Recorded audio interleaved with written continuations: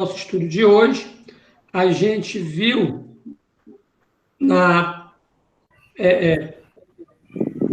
nos estudos anteriores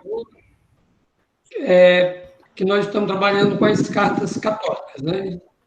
Então, assim, em trabalhar com as cartas católicas,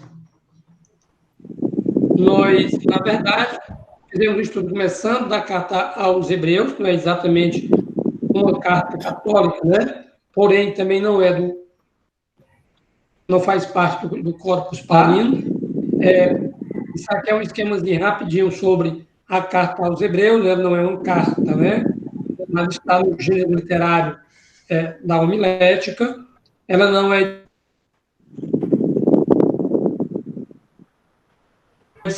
São Paulo, né, o seu mas para toda a comunidade crente. E, nesse sentido, a gente poderia, inclusive, por nomenclatura, citá-la como católica. Né?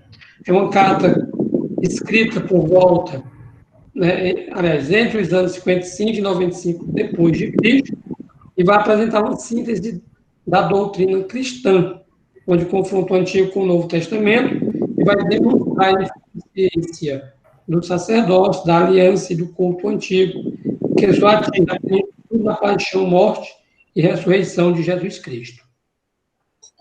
Então, nós vamos ter aqui a carta aos Hebreus. Vou aproveitar para receber esse abençoadinho que está chegando. Né? Então, nós vamos observar que... Boa noite, Luiz, seja bem-vindo. Tá? Nós, na carta aos Hebreus, o autor, ele fala, o autor ele não escreve, né? E mantém o tom da oratória. Vamos ver aqui a divisão da carta, introdução, né? O Filho de Deus superior aos anjos, né? Jesus sumo sacerdote, né? Sacerdócio de Jesus, a fé perseverante, a conclusão. Beleza. O tema central da carta é Jesus Cristo, sumo sacerdote da nova aliança, que por sua morte alcançou o perdão do pecado. Né? A humanidade é chamada a entrar no repouso de Jesus, que significa conversão, fé e aprendizado da palavra, né? E a vivência da caridade fraterna. A grande novidade desta carta é o título de sumo sacerdote dado a Jesus. Né? A expressão sacerdote ela era própria mais dos pagãos e dos judeus, né? E nós vamos ter Jesus, né, indicado como sumo sacerdote. Então, ontem a gente trabalhou a ideia das cartas católicas como cartas, né, escritas a não um único grupo, né, mas a comunidade de crentes, a comunidade de fiéis.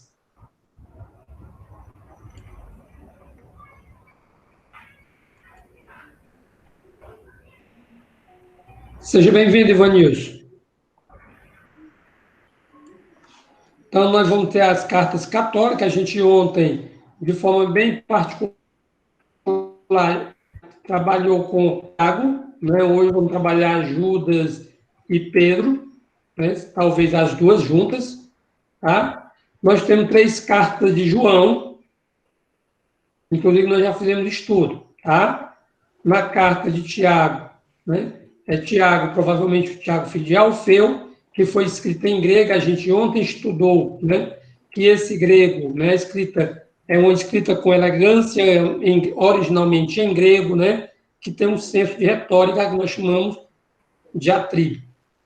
Essa carta ela foi escrita entre o final do século I e início do segundo, vai trabalhar o problema da justificação da fé, né? E Tiago vai falar que a fé obrigatoriamente tem que vir acompanhada das obras, né? Endereçada às 12 tribos da diáspora, né? Em estilo homilético. Aí nós vamos lembrar a ideia da catequese, tá? A carta faz uma vez a respeito da paciência no meio das provações, a origem da tentação, o domínio da língua. Isso aqui eu estou só pegando o que nós vimos lá no estudo de ontem, tá? Vamos trabalhar com elementos de cunho moral, né? Com temas de cunho moral, tá? E o equilíbrio dialético de obras. Tranquilo? E aí nós vamos trabalhar agora com Judas, tá? Se nós pegarmos, eu tinha sugerido como leitura a introdução que tem na Bíblia de Jerusalém. Luiz, você está me ouvindo? Sim, Edvan, estou, mas eu não estou chegando em casa ainda. Tranquilo. Ivanilson, você está me ouvindo?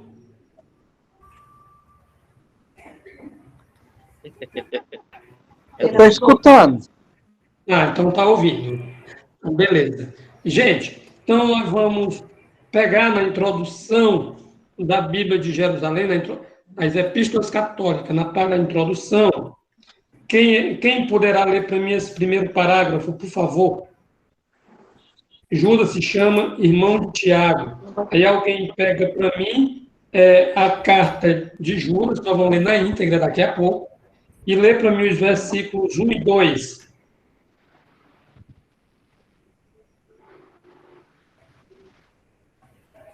Alguém lê para mim os versículos 1 e 2 da carta de Judas. E uma outra pessoa pega esse parágrafo inicial que vai falar sobre a carta de Judas. Primeiramente a introdução, Edvan. Você que escolhe.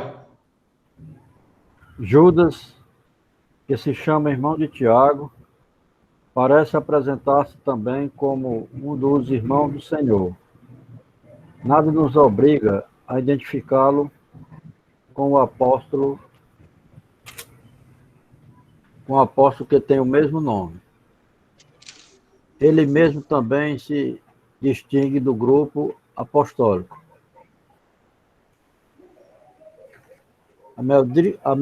A medíocre importância da personagem torna difícil a hipótese do pseudônimo, mas a data tardia da epístola torna este fato possível e até provável.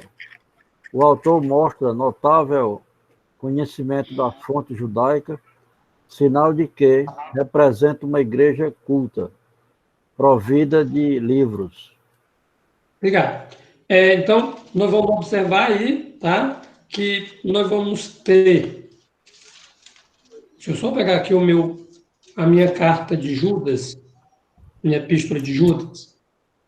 Tá? Alguém pode ler para mim os versículos 1 e 2, o endereço? Judas, servo de... Vamos lá. Judas, servo de Jesus Cristo, irmão de Tiago, aos que foram chamados, amados por Deus, Pai, e guardados em Jesus Cristo. Misericórdia, Pai, vos sejam concedidas em abundância. Pronto, nós vamos observar aí, tá? Ele vai falar aos que foram chamados, ou seja, as nações que foram chamadas, as nações amadas, né? Nós vamos trabalhar aí com a ideia dos santificados, tá? Então, nosso querido Judas, ele vai colocar aí, né? A ideia da salvação, né? A vossa salvação, a salvação daqueles que seguem os ensinamentos de Cristo. Tranquilo? Então, nós vamos observar, né, que a epístola ela vai fazer assim, vai falar, né, só vai estigmatizar, como o próprio Zé estava sugerindo na época, nós, estigmatizar os falsos doutores que põem em perigo a fé cristã. Gente, mas a gente tem que ter cuidado com o dogmatismo, tá? O dogmatismo mesmo? Né? Onde vai colocar para nós, assim, vai tirar, né, na verdade, assim, a ideia do Espírito Santo, tá? Então, na comunidade, né, de Judas, aliás, a comunidade para a qual Judas escreve, tá? São comunidades, né, que estão passando pela heresia, tá? Pelo ensinamento herege. Nós vimos isso, inclusive, quando trabalhamos as cartas de João, tá? Então, assim, nós vamos ter os doutores da lei, né? Os doutores na lei, no estudo, aquele povo que aprendeu alguma coisa, mas que, infelizmente, eles cometem heresia. E, assim, nesse caso, os caras estão negando a existência aí do Espírito Santo, a ação do Espírito Santo, tá? Então, a gente poderia colocar aqui na nossa leitura o que nós vamos observar aqui do Tiago. Na realidade, essa epístola, ela foi aceita desde o ano 200 pela maioria das igrejas como escritura canônica, tá? Aí, essa epístola vai fazer o uso de fontes apócrifas, né? Nós vamos observar aí Enoque, né? E vai falar sobre a assunção de Moisés, né? Essa epístola suscitou de fato algumas dúvidas sobre a antiguidade, mas não deveria admirar, pois este recurso legítimo à escritura judaica estava em voga, de modo algum equivale a reconhecer de caráter inspirado, tá? Então, nós vamos encontrar na epístola ainda a intenção de Judas. Qual a intenção do autor sagrado ao escrever esta carta? Veja aí, nós temos a estigmatizar os falsos doutores que põem em perigo a fé cristã, tá? Gente, e nós vamos observar isso nos versículos de 5 a 7 da carta de Judas. Lembrando que a carta de Judas é uma cartazinha bem curtinha, tá? E ela possui exatamente 25 versículos. Se não me engano, é isto, tá? 25 versículos. Então, se você pegar os versículos de 5 a 7, nós vamos observar o autor sagrado, né? Quando ele vai falar sobre os falsos doutores, né? E o castigo que os ameaça, tá? Tanto é que ele vai dizer assim, olha, o pessoal que está fazendo aí pregação, que não está entendendo bem direitinho como é que a coisa funciona, tenha cuidado, que vocês podem estar agindo igual aos habitantes, né, semelhante aos habitantes de Sodoma e Gomorra. E aí nós conhecemos a história, né? Sodoma e Gomorra está colocado para nós lá no livro dos Números, tá? Então é bom a gente ter esse cuidado, tá? Gente, os falsos doutores são ameaçados, né? Eles são ameaçados com o castigo divino proveniente da tradição judaico-cristã. Ok? Tranquilo?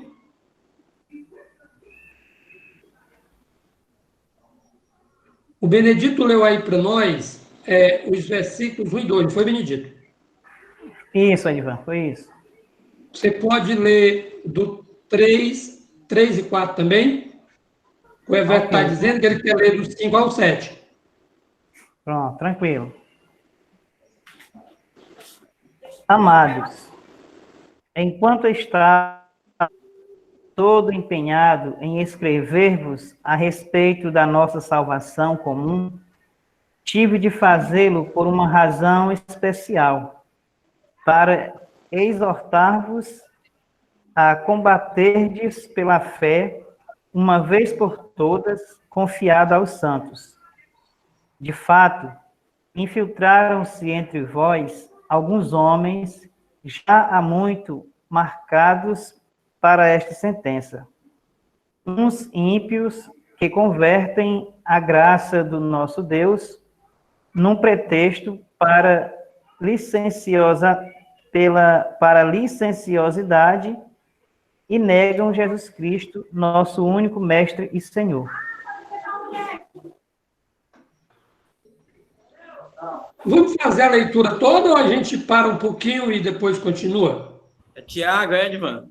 É Judas. Ajuda. Judas, versículo 5. O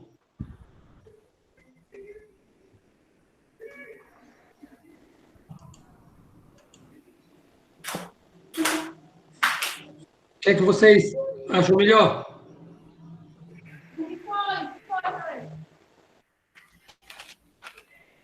E a gente ir miunçando é melhor. É, né? Pegar muita coisa. Então, beleza. Então, gente, nós vamos ver aí, ó, a tradição apostólica, e ele vai falar, né, sobre o fundamento da fé, tá? Se você observar isso aqui, no versículo 5, você confere com o 1 Coríntios. Ivanildo, você tem Bíblia aí? Tem?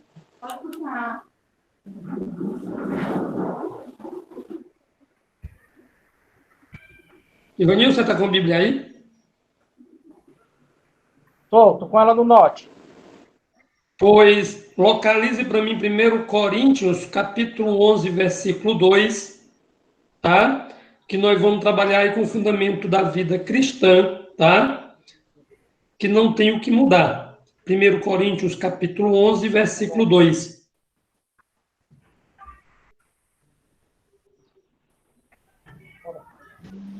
Enquanto o Ivanilson dá uma olhadinha na Bíblia dele, nós vamos observar quando ele vai dizer assim, cadê? Deixa eu pegar bem aqui. Tá? De fato, infiltraram-se entre vós alguns homens já muito marcados para esta sentença. Tá? Esta sentença significa este pecado. Gente, é interessante que nós tenhamos cuidado e ver aquelas correntes heréticas que o pessoal fala, assim, que estão bem presentes, tanto o gnosticismo, né? A corrente do gnosticismo, do montanismo, capítulo 11, versículo 2. Tá? Então, assim, porque são correntes heréticas, tá? Eles negam a paixão de Jesus, ou então negam a presença do Espírito Santo, e, assim, são pessoas inteligentes, tá? Que constroem argumentos, tá? Que faz com que esses argumentos sejam uma coisa bem considerável, tá? Mas é aquela história, amiguinho. Você está sendo herege porque você está negando a existência do Espírito Santo, a ação de Deus na humanidade. Não adianta você ter conhecimento de livro se você não aceita a doutrina pelo que está escrito, tá? Então, homens infiltrados, nós vimos lá em João, né? Os gnósticos, tá? Nós vamos ver em outros momentos os montanistas e assim por diante. Então, são pessoas de letras, são pessoas sábias, tá? Mas que são pessoas que estão contaminando a comunidade com heresias. Cadê, Evanilson? Deu certo? Tá aqui já. Capítulo 1 e 2, né? Capítulo 11, versículo 1 e 2. 1 Coríntios 11, versículo 2. 1 Coríntios 11, versículo 2, é isso? Isso. Eu vos felicito, porque em tudo vos lembrais de mim e guardai as minhas instruções, tais como eu vos transmiti. Beleza. O que é que tem de comum, isso mesmo, tá? O que é que tem em comum é guardar as minhas instruções, tal quais eu lhe transmiti, né? Com o versículo 5 da carta de Judas, tá? No versículo 15, ó, quero trazer-vos à memória, embora já saibais, tudo de uma vez por todas, que o Senhor, depois de ter libertado o seu povo da terra do Egito, destruiu os incrédulos. Ele está dizendo que, mais uma vez, os incrédulos, aqueles que não acreditam, aqueles que são heréticos, devem sofrer. Tá? E nós vamos observar isso se o Luiz tiver com a Bíblia dele aberta. Lê para nós os versículos 5 a 7. Vai.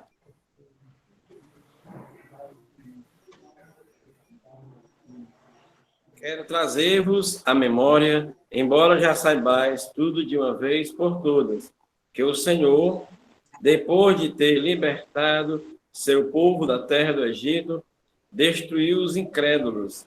E quanto aos anjos que não conservaram sua primazia, mas abandonaram sua morada, guardou-os presos em cadeias eternas sob as trevas para o julgamento do grande dia. De modo semelhante, Sodoma, Gomorra e as cidades vizinhas, por se terem prostituído, procurando unir-se a seres de natureza diferente, foram postos como exemplo, ficando sujeita ao castigo do fogo eterno. Beleza, então nós vamos ver aí, ó, tá? Esses falsos doutores, eles são ameaçados, tá? Eles são ameaçados com o castigo divino e com as lembranças dos erros, né? Com os seus erros passados. Então, nós vamos observar, por exemplo, assim, como Deus, no Antigo Testamento, mostra de forma severa. Confere?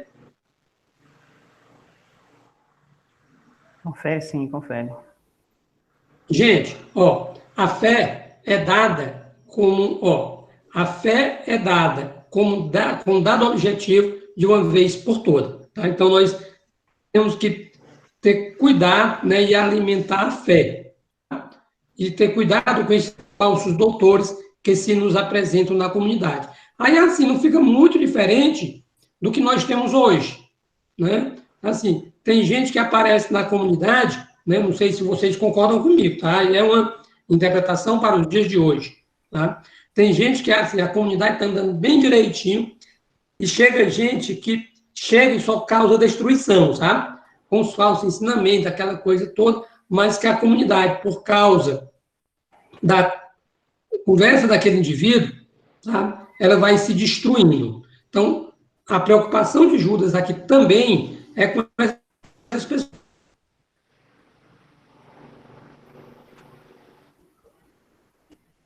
pessoas que chegam aqui a ficar mais, faz se partir, se dividir. Então, assim, não são pessoas boas. Essas pessoas, elas serão castigadas. Tá?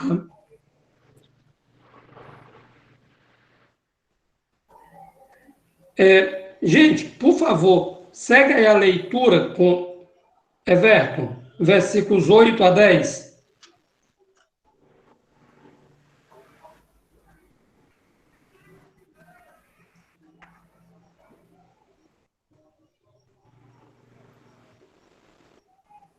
Everton?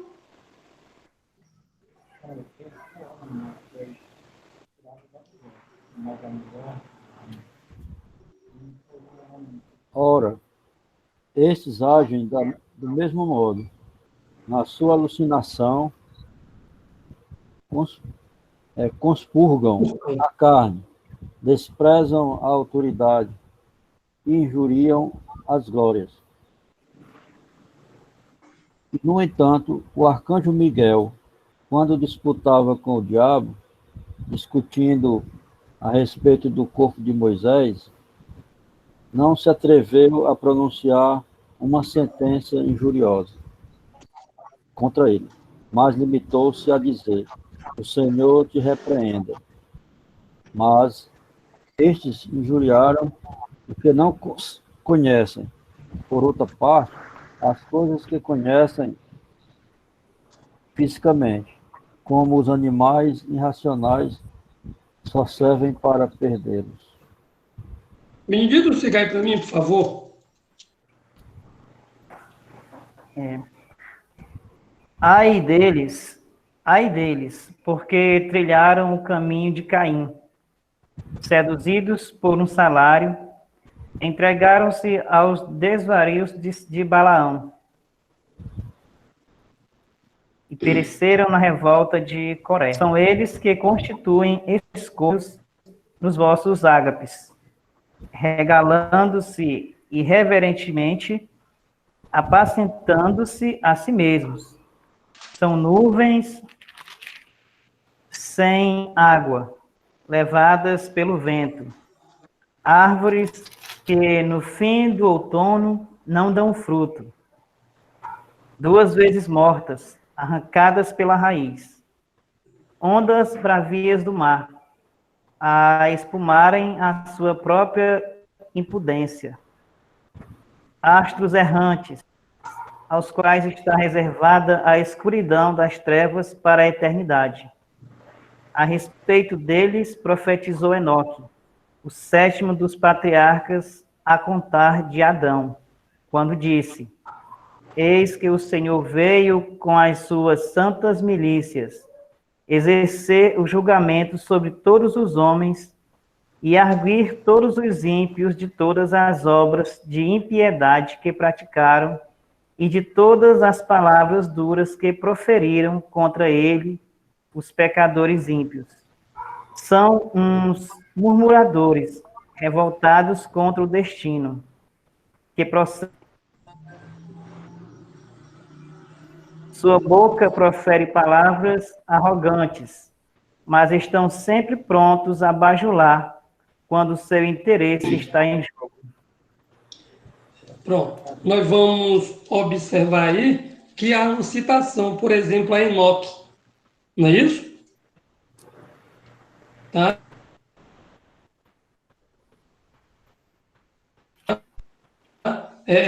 São por estrelas.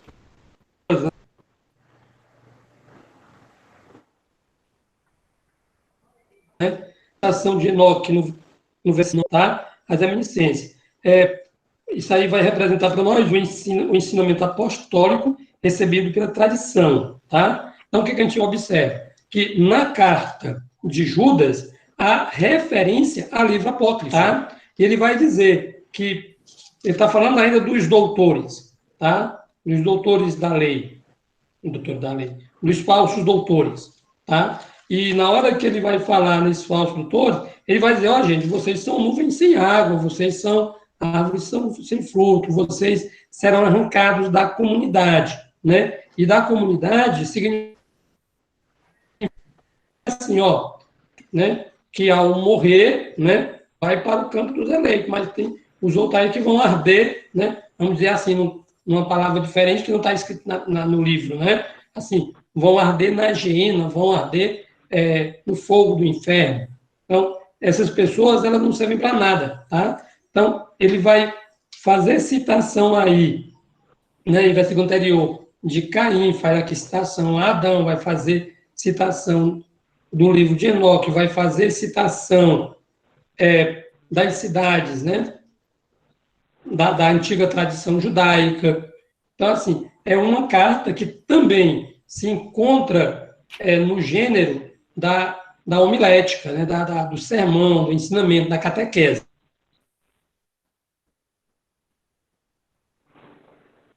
Tá? Mas aos fiéis, o ensinamento dos apóstolos, tá? Mas voltemos lá para aquela introdução que nós estávamos lendo, né? Onde tem, ó, o segundo, vê se alguém de vocês pega aí, tá? Na realidade, essa epístola foi aceita no ano 200, pela maioria das igrejas, né? Como escritura canônica. O uso que faz das fontes apócrifas, né? Aí coloca aí, Enoque, nos versículos de 7 até 14, tá? A Assunção de Moisés, no versículo 9, suscitou, de fato, algumas dúvidas desde a antiguidade, mas não deveria admirar, pois este recurso legítimo a escrito judaico então em voga, de modo algum, equivale a reconhecer de caráter inspirado, tá? Então, o que é que nós vamos observar depois aí? A intenção de Judas, tá? Alguém de vocês quer dizer alguma coisa?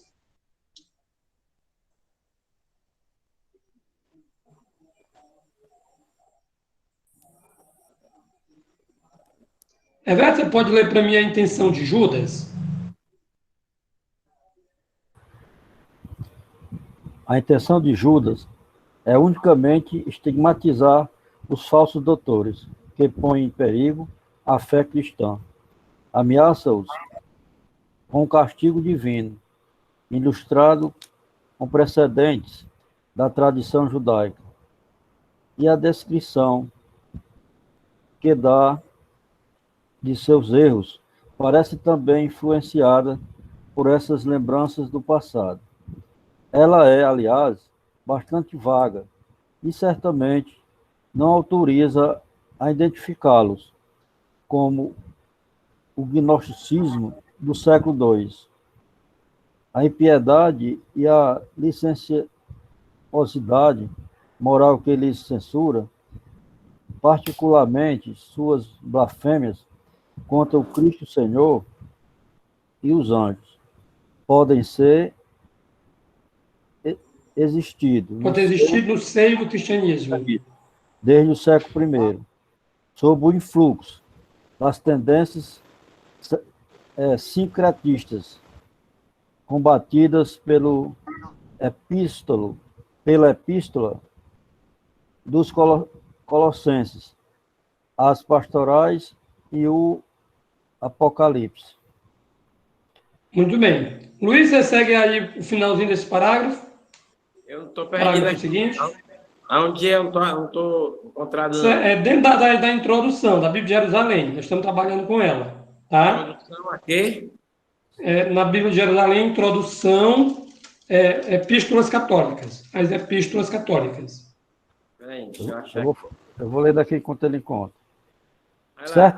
Certos dados convidam, porém, a não remontar demais pelo século I adentro.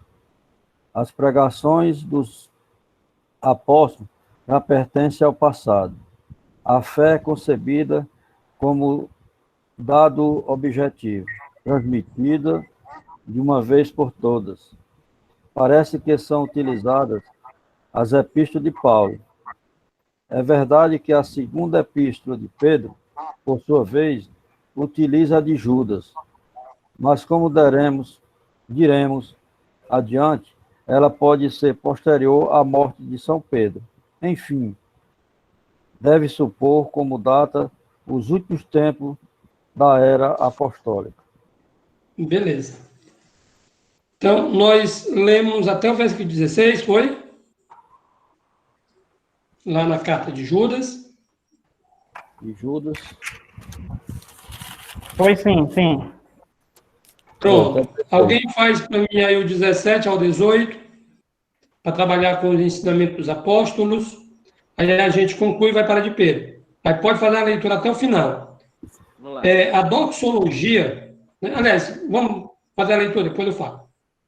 Vós, porém, amados, lembrai-vos das palavras de antemão preditas pelos apóstolos do Senhor Jesus Cristo, pois vos diziam: no fim do tempo surgirão escarnecedores que levarão vidas de acordo com as próprias concupiscências ímpias. São estes os que causam divisões, estes seres psíquicos que não têm o Espírito. Mas vós, amados, edificando-vos a vós mesmos na santíssima fé e orando no Espírito Santo, guardai-vos no amor de Deus, pondo a vossa esperança na misericórdia de nosso Salvador Jesus Cristo, para a vida eterna. Procurai convencer os hesitantes, as outras procurai salvar, arrancando-os ao fogo. De outros ainda tende misericórdia, mas com temor, aborrecendo a própria veste manchada pela carne. Aquele que pode guardar-vos da queda e apresentar-vos perante sua glória irrepreensíveis e jubilosos ao único Deus, nosso Salvador, mediante Jesus Cristo, nosso Senhor, glória, majestade, poder e domínio ante todos os séculos, agora e por todos os séculos. Amém. Muito bem. Aí nós acabamos de concluir aí a carta de Judas, tá? Se a gente observar aí, ele vai falar sobre o ensinamento apostólico recebido da tradição, tá? Se você encontra aí no item, deixa eu ver aqui qual é ele. Tá? No versículo 17, vós, porém, amados, lembrai-vos das palavras de antemão, predita pelos apóstolos nosso Senhor Jesus Cristo. Tá? Ele vai falar do ensino apostólico recebido pela tradição, tá? E ele vai colocar a ideia da divisão, que as pessoas de má índole, os hereges que fazem parte da comunidade, vão causar na comunidade. Beleza? Gente, quando nós falamos em doxologia, tem que ter muito cuidado com essa palavra, porque ela é uma opinião, tá? Por exemplo, nós podemos dizer que Judas teria feito isso, mas poderia ter sido uma outra pessoa, na opinião, na doxologia, né? Aquele que pode guardar-vos da queda e apresentar-vos perante a sua glória irrepreensível e jubiloso, ao único Deus, nosso Salvador, mediante Jesus, nosso Senhor. Aí ele coloca, né? A glória, a majestade, poder e domínio, antes de todos os séculos, agora e por todos os séculos. Amém. Beleza? Nós temos aí, então, a conclusão escrita da carta de Judas. Confere. Pedro, né? Pedro, nós vamos ter duas cartas atribuídas a Pedro, tá? A primeira carta, ela é atribuída a Pedro e parece que é pela tradição que ela não é muito questionada se foi Pedro que escreveu. O detalhe é o seguinte: quando nós formos trabalhar com a carta de Pedro, nós não devemos nos esquecer, tá? Que existe um personagem. Deixa eu só pegar uma caneta.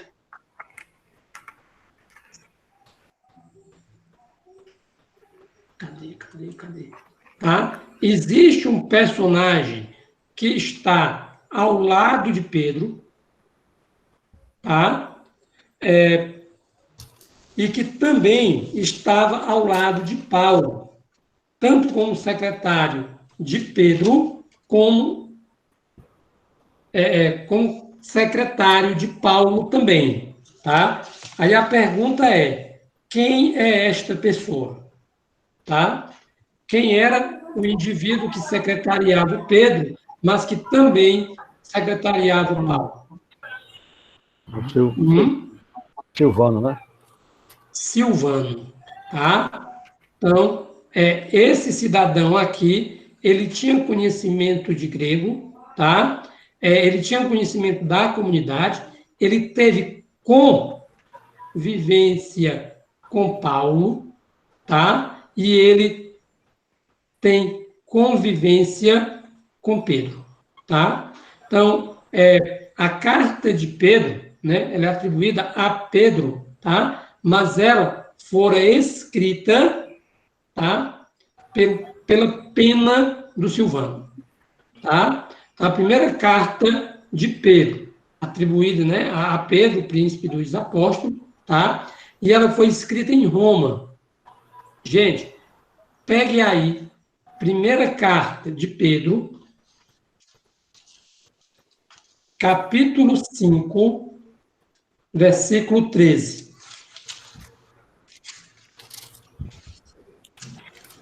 Primeira epístola de São Pedro, capítulo 5, versículo 13. Aqui está em Babilônia, né? Eleita como vós, vos saúdo, como também Gente, Marcos, meu filho. Pronto. Então, preste atenção. Quando a gente encontra o nome Babilônia, tá? O nome Babilônia, nós vamos ler Roma, tá? Realmente, em alusão, gente, aos desmandos daquilo que acontecia em Babilônia. Então, nós vamos nos lembrar aqui que Roma, o famoso Império Romano, tá?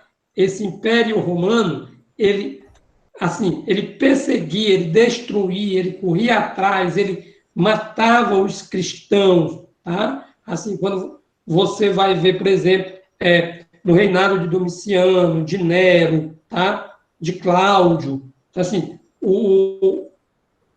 o Império Romano, ele perseguia os cristãos.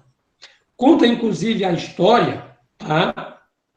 Deixa eu só apagar esse negócio que ficou sem querer.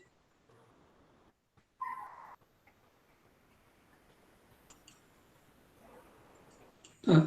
Inclusive, conta a história que Nero teria colocado fogo em Roma, né? E, assim, para ele não ser acusado, né? Ele e seus assessores resolveram dizer que foram os cristãos, tá? Na verdade, assim, essa ideia do fogo em Roma é uma ideia que a gente tem que ter muito cuidado, porque há correntes históricas que vão dizer assim, ó, na verdade, nem Nero mesmo colocou fogo em Roma, né?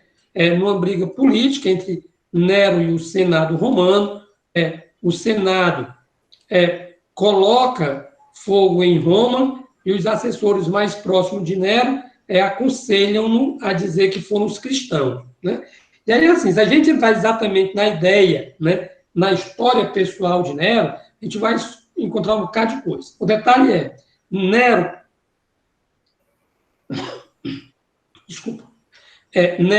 ele tem, inclusive, né, segundo a história, né, ele tem uma paixão, um amor por uma moça, né, que abraça a fé, né, em Jesus Cristo, e o pessoal começa, na verdade, a fazer a cabeça dele. De modo ele passa pouco tempo à frente do Império Romano, liderando o Império, e logo depois ele é substituído, né?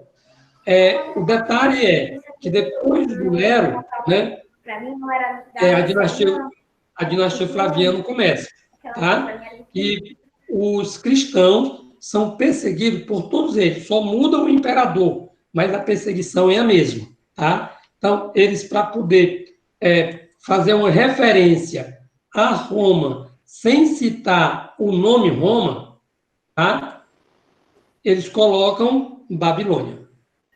Então, se Babilônia aqui, fazendo alusão à clássica Babilônia, que nós vamos conhecer do Jardim Suspenso, Nabucodonosor, tá? Na verdade, significa Roma, tá?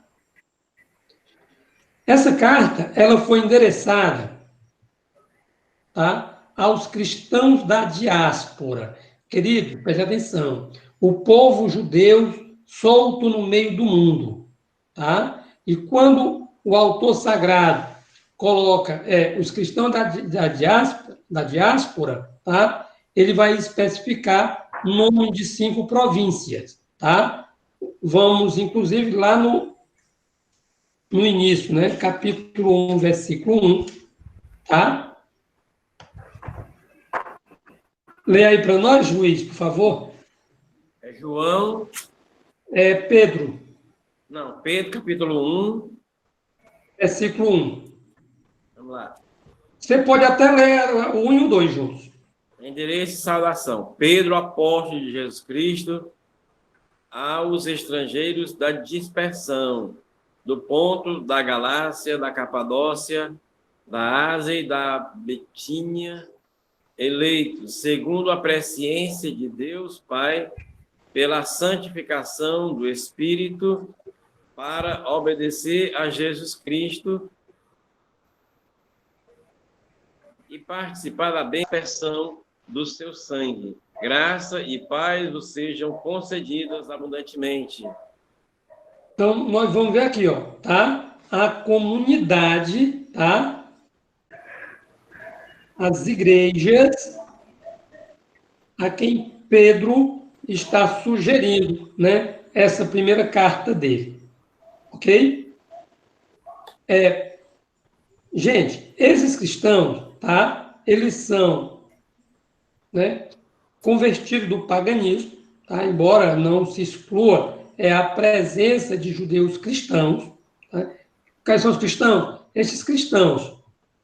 De onde? Do ponto da Galácia, Capadócia, Ásia, tá? Da Bitínia. Eles são pessoas que se converteram do paganismo, tá? Mas, mesmo assim, existem pessoas que não vêm do paganismo, mas vêm do judaísmo, Ok? Tranquilo?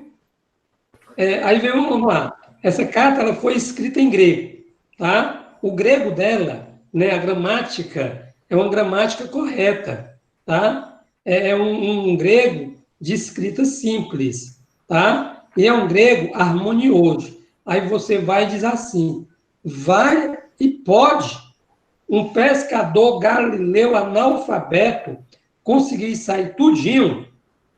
Meu amigo, é o seguinte, como a tradição não contesta a autoria da primeira carta de Pedro, tá? É exatamente aqui onde vai entrar a figura do querido e amado secretário Silvano, tá? Então, você vai observar aqui que o Silvano secretaria Pedro. Gente, vamos nos lembrar, tá? Que esta epístola, que esta carta, tá?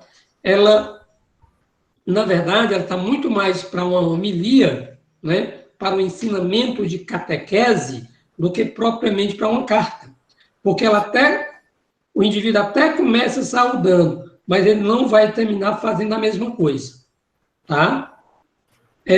Qual o objetivo da primeira epístola de Pedro? Sustentar a fé dos seus destinatários em meio às provações que o assaltam, tá? O detalhe é o seguinte, quais são essas provações, tá? Vamos observar que nós temos aí uma comunidade de fiéis. Gente, vocês sabem, eu acredito que sim, né? Vou dizer só por desencargo de consciência, tá? Como é que esse povo, né, os indivíduos das primeiras comunidades, eles eram chamados? Eles eram chamados, gente, ó, de seguidores do Nazareno. Tá? Ó, Ivanilson, conhece, né? Então, vamos lá. Você conhece, né? Homem de Deus, eu estou com um som aqui tão ruim que eu estou aqui caçando para ouvir direito. Que pena. Então, gente, vamos lá. Ó. Que provações eram essas? Tá? Os seguidores do Nazareno, eles eram perseguidos. O detalhe, eles eram perseguidos por causa do seu estilo de vida. Eles eram acusados de prepotência, eles eram acusados de injúria, eles eram acusados de calúnias, tá? Então, assim, isso aqui é o motivo pelos quais eles eram perseguidos, tá? É lógico que isso aqui tudo eram situações inventadas, mas o problema é exatamente o estilo de vida que a pessoa leva. Gente, assim, pulando completamente no absurdo, né? Pulando categoricamente da história, tá? Assim, por que é que a comunidade de Canudos, tá? Ela foi destruída? É por causa do modo de vida que se levava lá, tá? Aquela que foi liderada por conselheiro, né? Então, assim, o problema é que o pessoal viu, né? Assim, os poderosos viram, né? Que a pessoa podia muito bem viver sem dinheiro, viver em paz, viver uma comunhão, tá? E os primeiros cristãos, eles viviam isso, tá? Eles viviam essa ideia da comunhão. Então, pensar assim, opa, esse povo aqui é um perigo, está desmascarando a gente. Então, eles são, na verdade, os prepotentes, eles são metidos a puros, a santos, na verdade, eles são um monte de falsos, né? Então, o pessoal perseguiu, né? Tentou perseguir, mas quanto mais a comunidade era perseguida, mais ela se sustentava na fé. Tá? Aí eu estou colocando aqui a sugestão, por exemplo, lá de Canudos, né?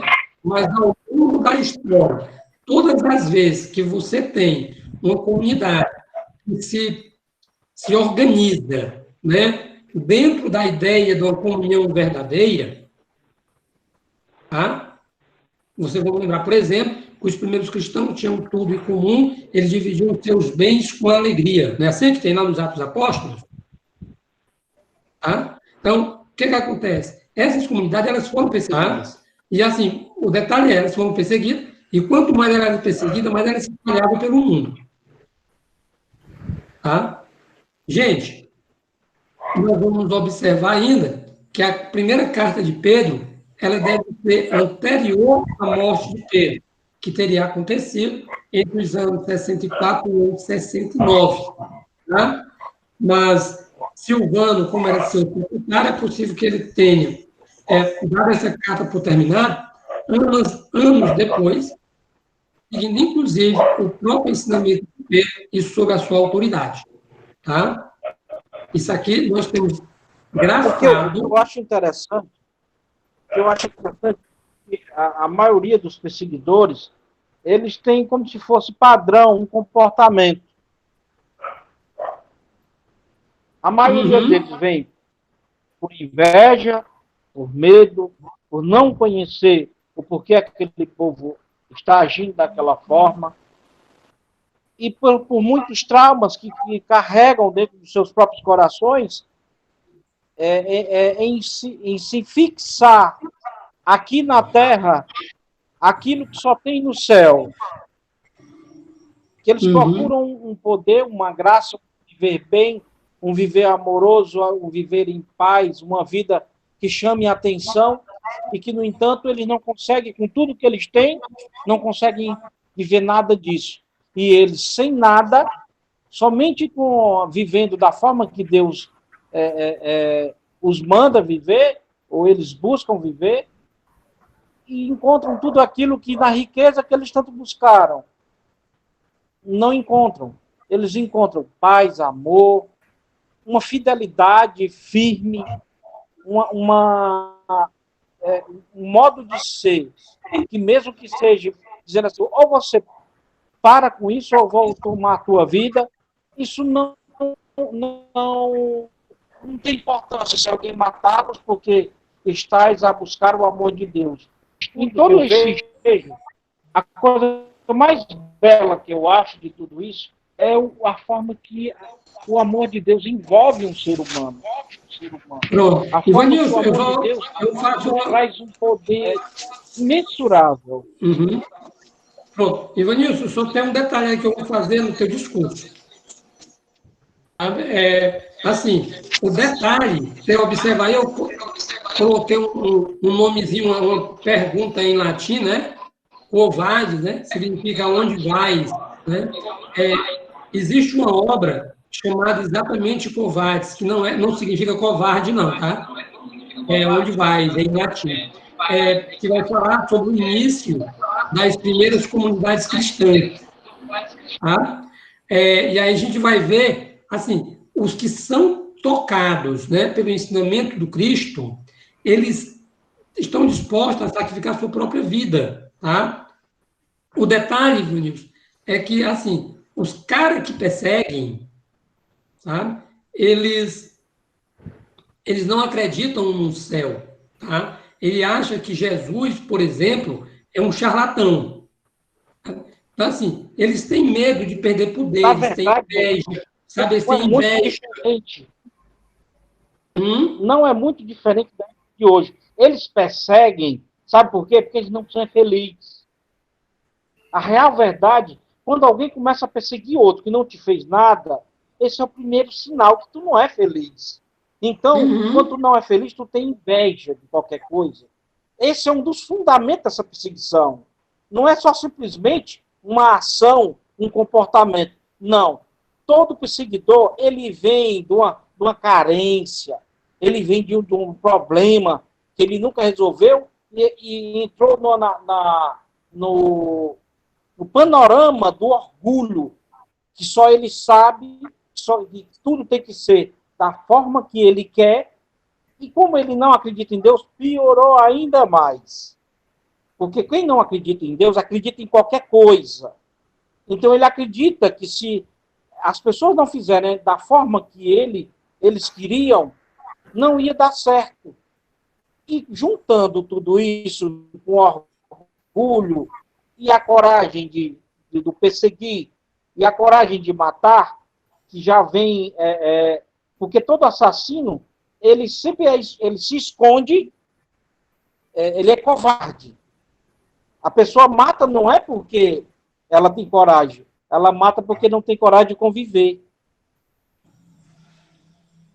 Uhum. Eu vejo Então, isso nessas cartas claramente, como eu já vivenciei tudo isso aí também, e pude assistir, é como se eu estivesse vendo agora um amigo que eu tive que praticava esse tipo de coisa, e quando eu fui conversar com ele, parece que você está falando dele. Ele fez tudo isso por covardia, por não querer conviver com aquelas pessoas. Então ele matava. Uhum.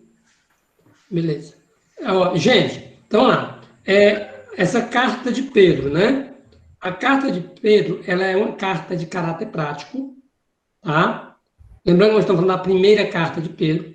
Ela possui apreciável riqueza de doutrina. Ela tem uma teologia comovente, de comovente ardor na simplicidade, tá?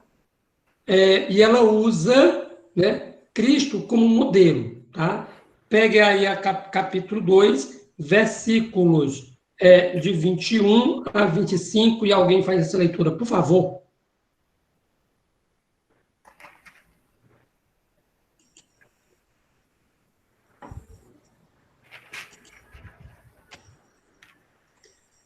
Capítulo 2, versículos 21 a 25. Com efeito,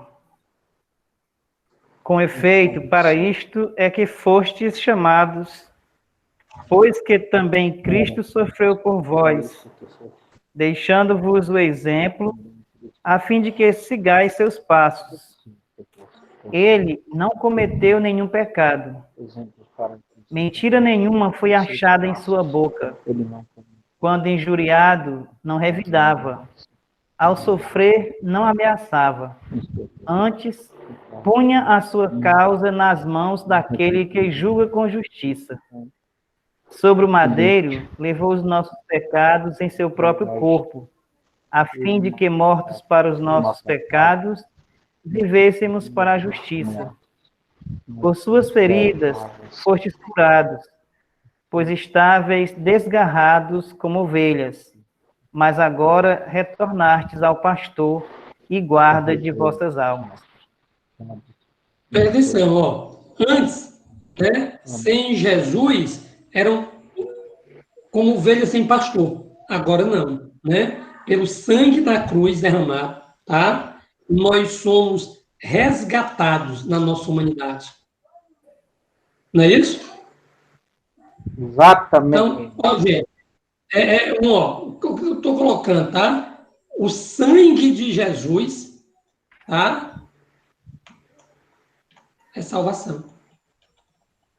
Tá? E é uma coisa simples, tá? Mas obrigatoriamente é uma coisa prática, tá? A carta tem caráter pragmático. Está divertindo as comunidades, tá? A comunidade a viver, tá? O mal deve ser respondido, ó, presta atenção. Nós vamos ser, lembra daquele sermão, né, da montanha, lá em Mateus, né? Bem-aventurado os pobres de coração. Bem-aventurados sois vós, quando vos perseguirem, por causa do meu nome, e medindo fizerem tudo mal contra vós. Beleza.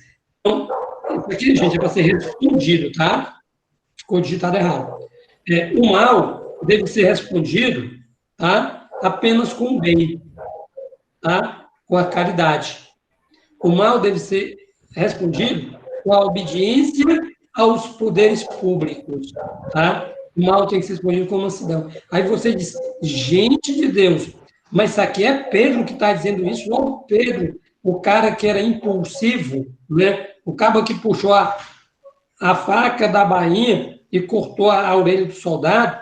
Meu amigo, a gente convivendo com Jesus, a gente aprende com ele, a gente vive com ele, tá? Então nós vamos observar, né, que Pedro sugere, né, que nós, quando encontrarmos com o mal, respondamos com o bem, tá? Tanto, se você pegar no capítulo 4, por exemplo, tá? Lê aí para mim, Alberto, capítulo 4, versículo de 1 a 3, por favor.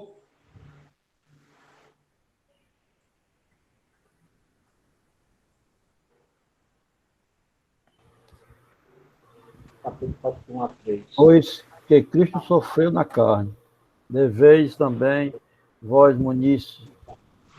unir-vos desta convicção. Aquele que sofreu na carne rompeu com o pecado, a fim de viver o resto dos seus dias na carne, não mais de acordo com a paixão, com as paixões humanas, mas segundo a vontade de Deus.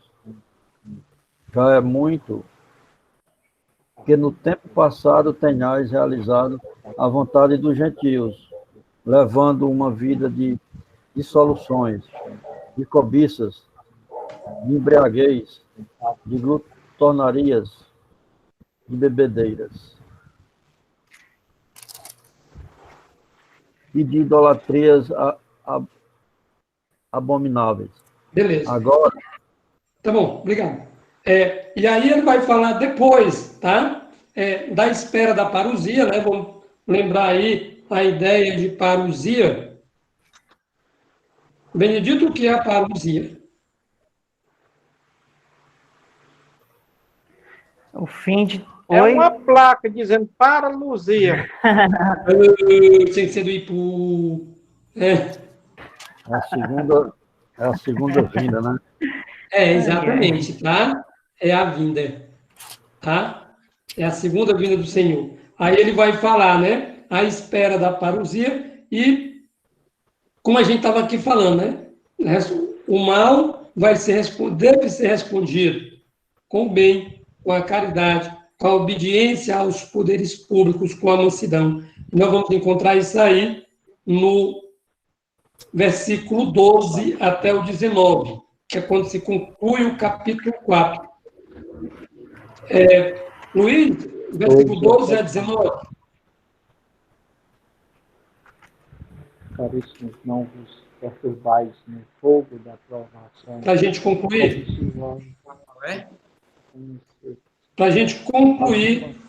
a primeira carta de Pedro, leia para nós os versículos 12 a 19 do capítulo 4.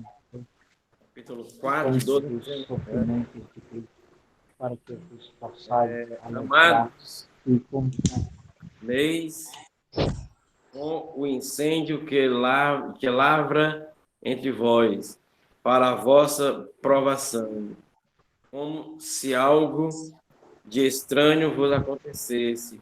Antes, à medida que participais do sofrimento de Cristo, alegrai-vos para que também na revelação da sua glória possais ter alegria transbordante.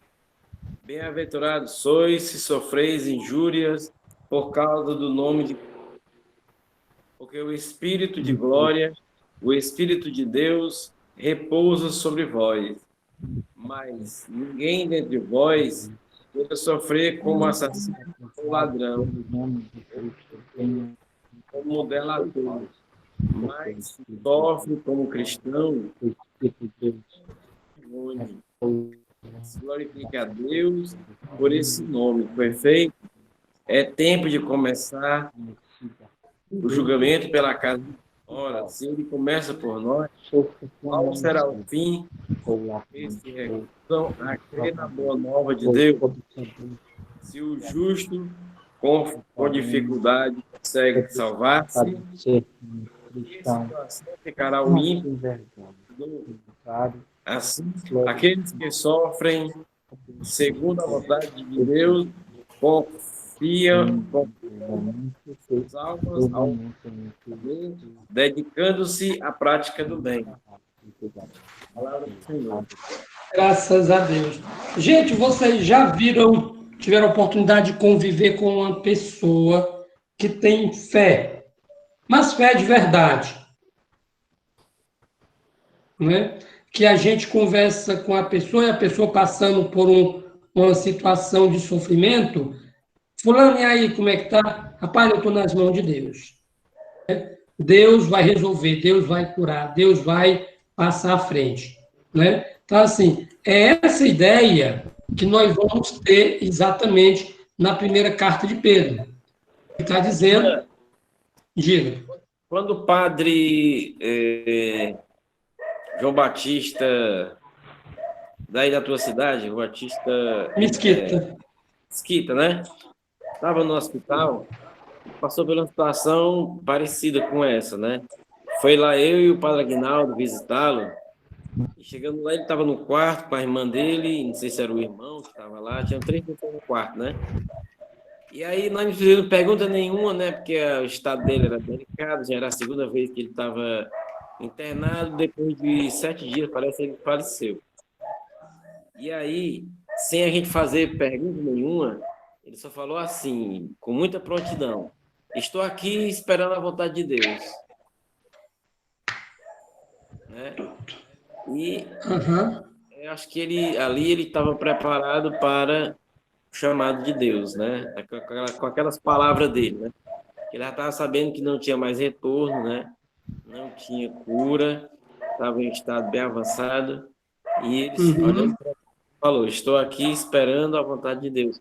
Pronto. Então, muitas pessoas que ficam, pessoas de fé, né, que ficam em paz até com a morte, que é para causar pânico, né, nas pessoas, mas elas conseguem ficar em paz porque tem muita fé, né? Exatamente. Luiz, não tem na oração da liturgia das horas? Gente, eu vou dar aqui parar aqui a gravação, mas nós vamos continuar conversando, tá? Só um instantinho.